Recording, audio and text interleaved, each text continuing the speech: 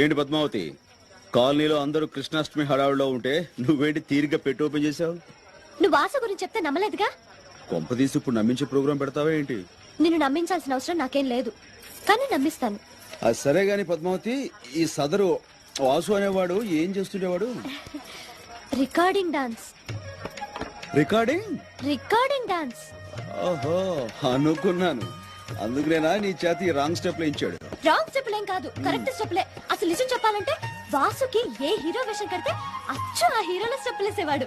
అసలు సినిమాలో చేరుంటే ఎంత పెద్ద హీరో అయ్యేవాడో తెలుసా? పాపం. ఇప్పుడు ఆ పని మీదే నీ 7 వారాల నగలతో చెన్నై చెక్కేస్తుంటాడు. ఏం కాదు, నువ్వెప్పుడు వాసు గురించి ఇలాగే చెప్తావు.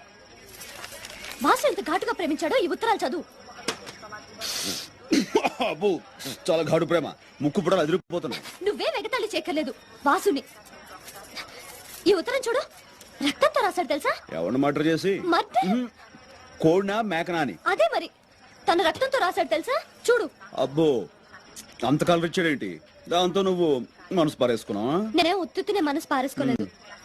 నా గురించి కవిత్వం రాశాడు తెలుసా? ఆహా, గురువు గారికి అంత టాలెంట్ ఉందేంటి? ఏం రాశాడు?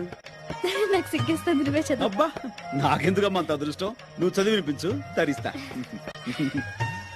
ప్రియాతి ప్రియమైన పద్మావతికి నిన్ను చూడగానే నేనేంటో అయిపోయాను.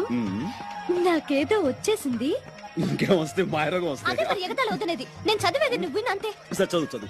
పద్మావతి పద్మావతి, నీ ఎర్రని మూతి చూడగానే పోయింది నా మతి, అయిపోయింది నా మనసు కోతి.